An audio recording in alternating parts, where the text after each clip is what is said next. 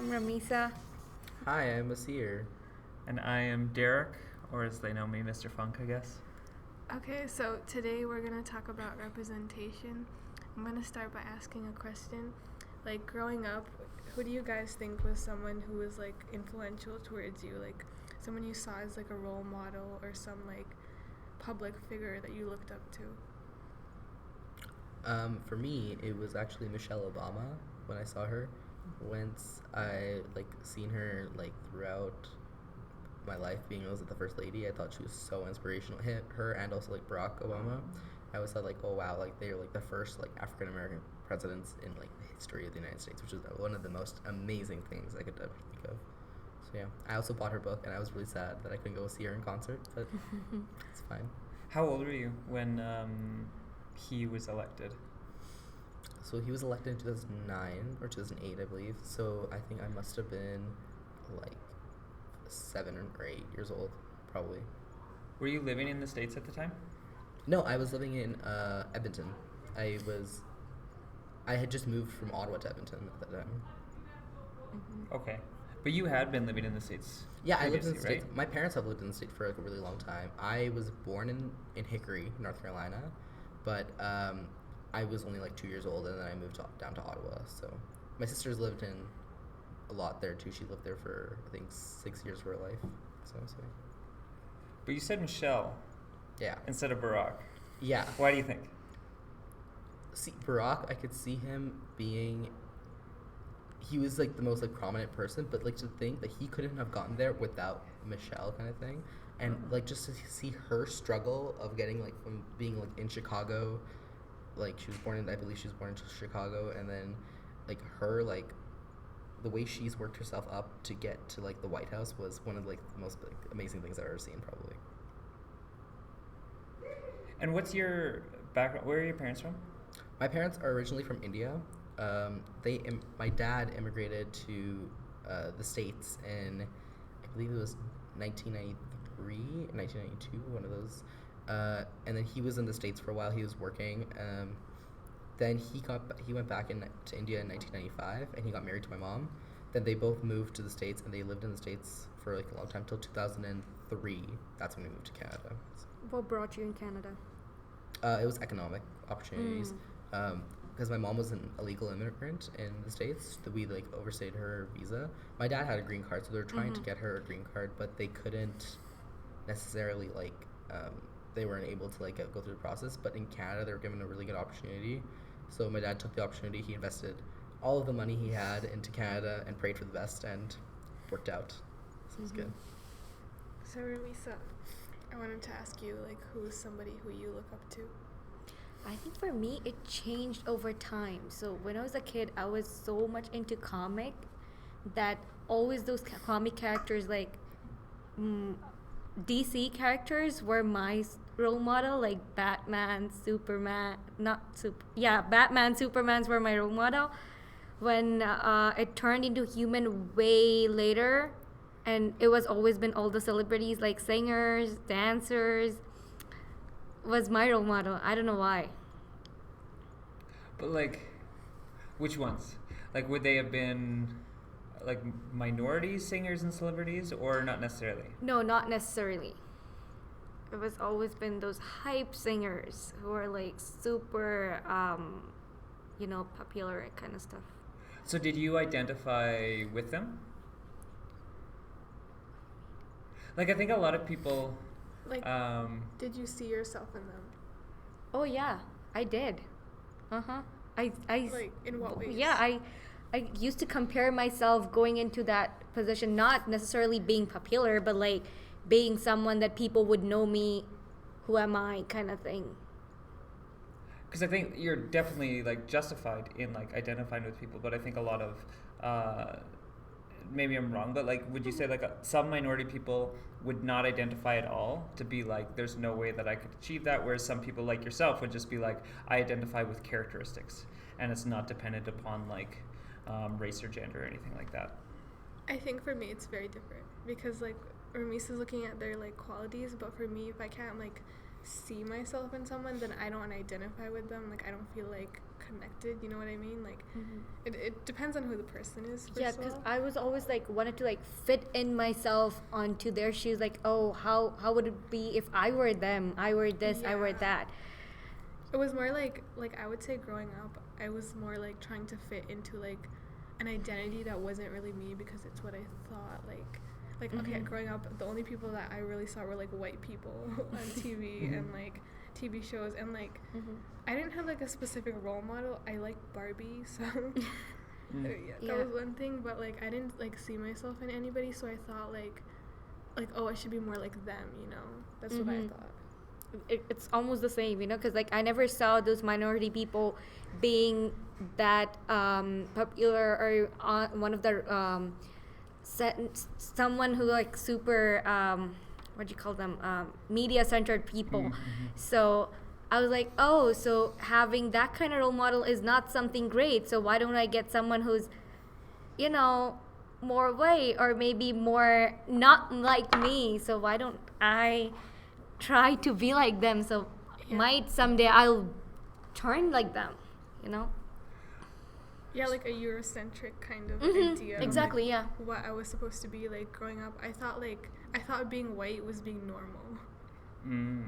Like that's something that I like identified with. Like I was like, oh, if I'm like that, then I'm normal. You know what I mean? I agree. I can see that because I also like I had like that kind of notion. What like mine was mine clicked in like in high school, like grade 9, where I realized like, oh, okay, I don't know what I had this like norm kind of thing. Like, okay, I am brown skin. I have to be hanging out with brown skin people. I can't be like going outside my own clique. I have to be like, I can't be changing these cliques like everywhere. So then I realized like, oh, okay, wait. But then it was this year in grade 12 where I started like going outside my comfort zone, and I like started like, you know, like talking to like other people, and like it's not like I wouldn't like talk to anybody, but it would be like just like friendly acquaintances, like hi, hello, how's it going? Never like a like full on friendship kind of thing.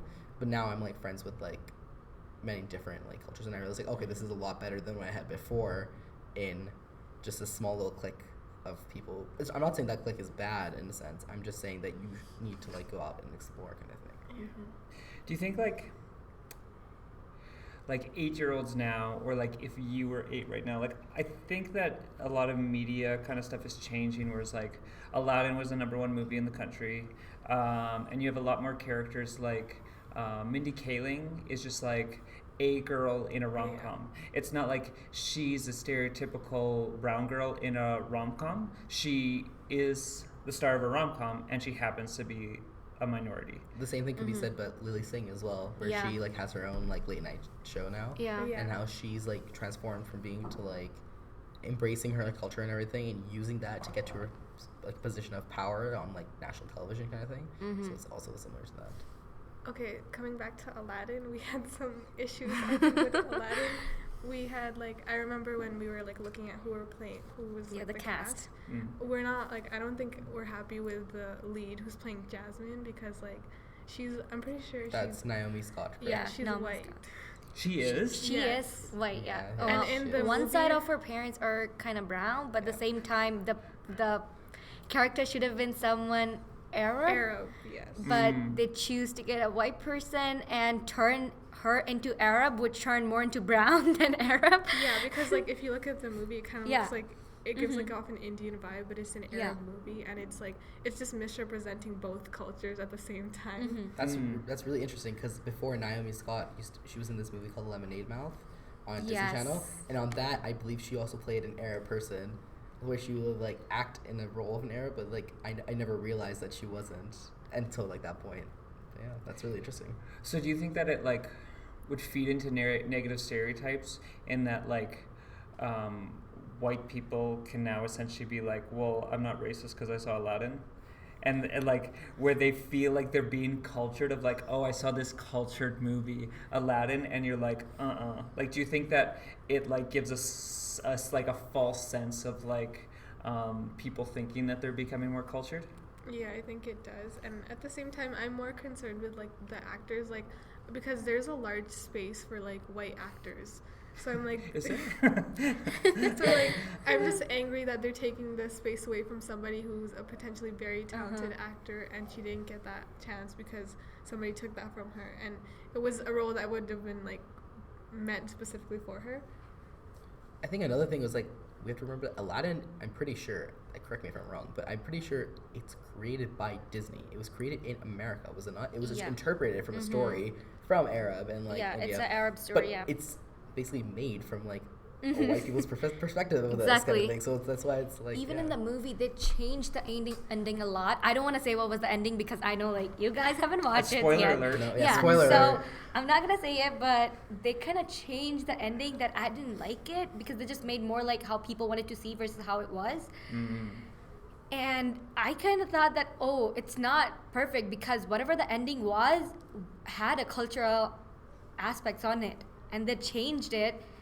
And now it's more like, oh, happily ever after. And which is supposed to be, but at the same time, it is not how it is, they showed in the movie. But you feel just like all aspects has just like been whitewashed essentially just to Also- make it yeah. more probably palatable, like Yeah. for, I guess like the white audiences. Yeah, so Because that movie needed to make like I think it made $100 million more than that. Surpassed last that. weekend. yeah, Surpassed. they Yeah. had this plan for making this movie for a long time and finally just came this year. So the other day, we were having a conversation in our art class where someone saw it on the premiere day. And I don't know if I should say it. He's Say it. white, right? And he just came and he was saying like, oh, I watched Aladdin and stuff like that. And then the other friend of him like asking, oh, what'd you like? And he's like, oh, it's a really good movie, you know? It have a really cultural background. I could learn, blah, blah, blah. I'm like, yeah, I see what you thought. But the point is like they didn't show how actual Arab culture works on that movie. Yeah. So people think that they're learning, but they're learning from like misinformation. Yeah. And so then all it does is like feed into negativity. Stereotypes. Yeah. Or, like, yeah, it just feeds into like what people think it is, and it also like groups a bunch of like minorities together in like one category. Like I'm pretty sure someone who's watching Aladdin can't differentiate between like what ethnicity they are. They just look at like how they are, and it's like, oh, they're all like that. But do you think that like 8-year-old you or like an 8-year-old right now, like if you were to see that movie, do you think that it still could have been beneficial to be like, okay, this isn't perfect, but like parts of like minority, like minorities at least are being like represented, even if like falsely represented because it's a white girl playing a minority. But like, do you think that 8-year-olds could be like, oh, maybe I could be on that screen someday? Yes, I think it's like for children, it's like a good. It's a Like good thing. even in like this like today's society, even when I was like growing up, there was like a lot of like cultural shows. Dora the Explorer, she's Latina, she's Latina, so she's like that. So that's like a great example of that. There was also I used to watch this one show. It was like Ni Hao Kai Lan kind of thing, and they would teach us Chinese. And then that was like really interesting. And that was all like Disney, and that was like their motive behind like trying to like incorporate like different cultures kind of thing. Probably not the best way to do it, but they're trying, as I think that's like the good point of it. Also, you remember like we should watch the show Elite? Yeah. Yeah. So there's this Netflix show, Elite, I don't know how you're supposed to say it, but Yeah. me and Ramisa were like, we watched the show because there was a hijabi girl. in Yeah, it. it was a good show, but it was nothing like super extraordinary. But like we only watched it because there's a hijabi girl. I'm like, oh, Yeah, we there's just got someone. really excited. So do you think like Disney or Netflix are trying to like be diverse, or do you think that they're trying to profit off of like unexplored markets? Like PR stunt kind of thing. Like you just said that you watched a bad show just because it happened to have a girl that you could be like, It wasn't that that's bad, like me. I think it's Good both show. because they are making diverse, but at the sense they're taking it as their profit, It's right? both. Yeah. They are putting those Yeah. characters so that more people would watch their shows. Mm-hmm. Hmm In the end, I think it's progress either way. Yeah, either way, it is a progress. Like,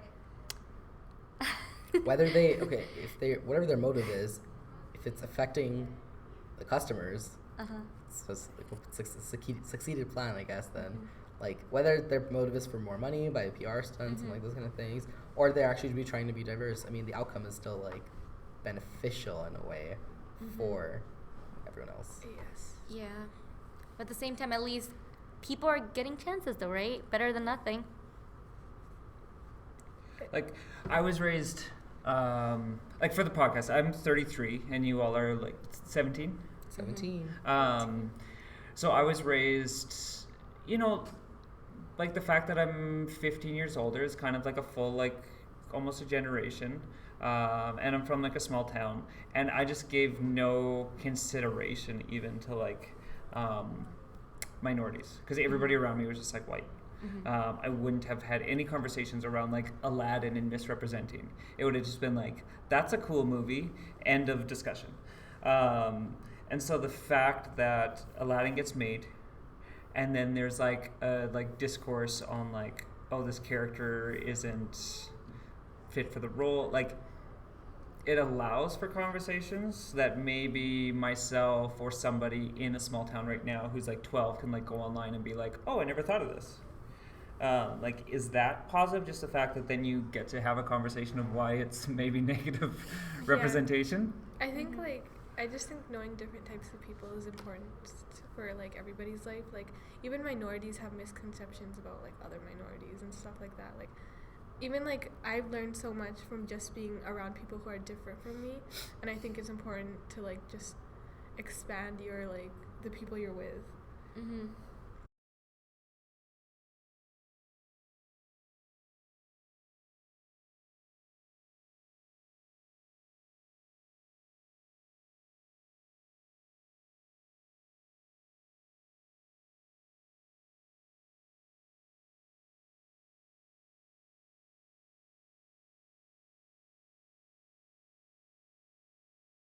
For me, like to be from the environment that I was in, and then now to be a teacher at this school that's like very diverse.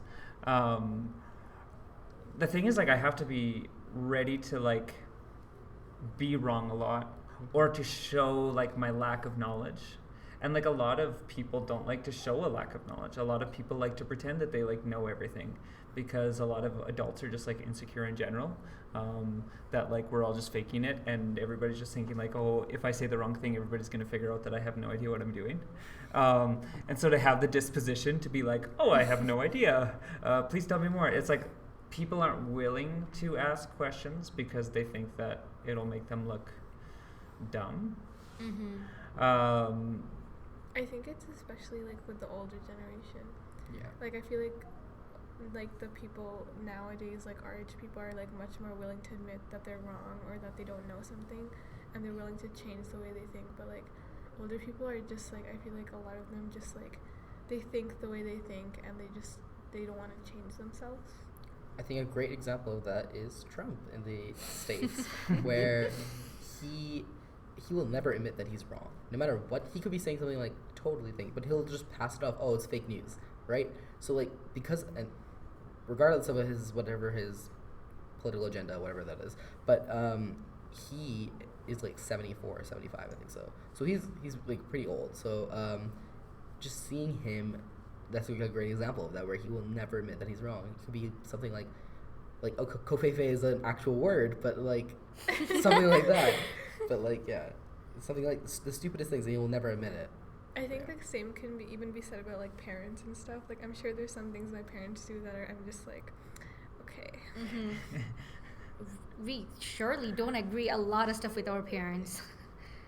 But then it's also like, I'm not gonna argue because I see where they're coming from and stuff like that. Do you think that like it's like the younger generation, I would agree, that are way like exposed way more to issues of diversity and have been in conversations way more than like their parents? Do you think it is a responsibility of the younger generation to like teach the older generation how to like be open, like where there's like a tone or like a deeper kind of?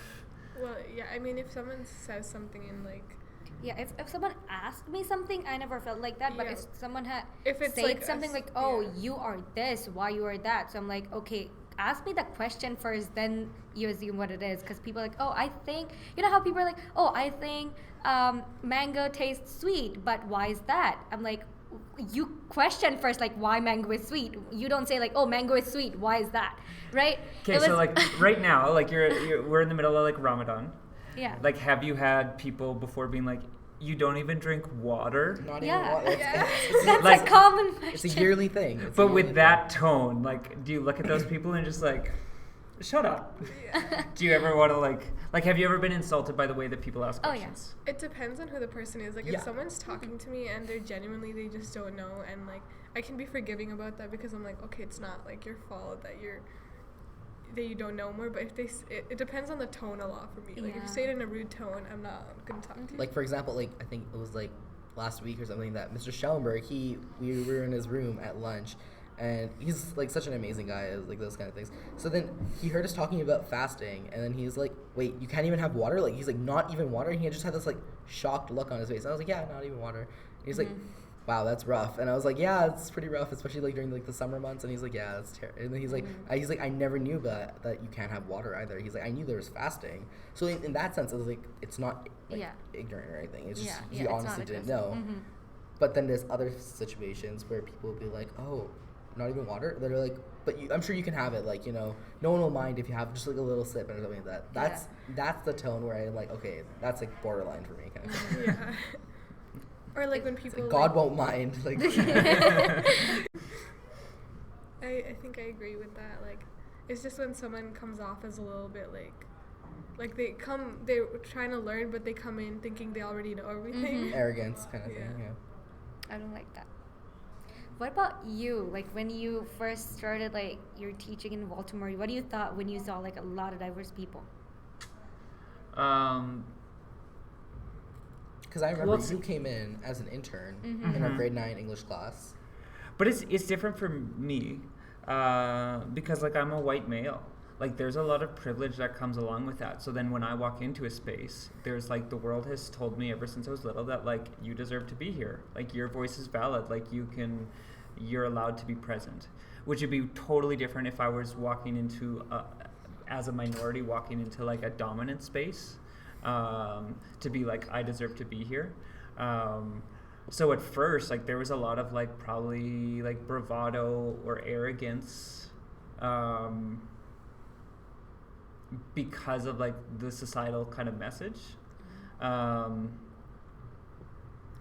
which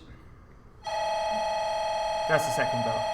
Yeah. I should probably go do my. I also have a class. Should we table this and then? Yeah. It's a good conversation. We could even come back to that question. Sure. Later.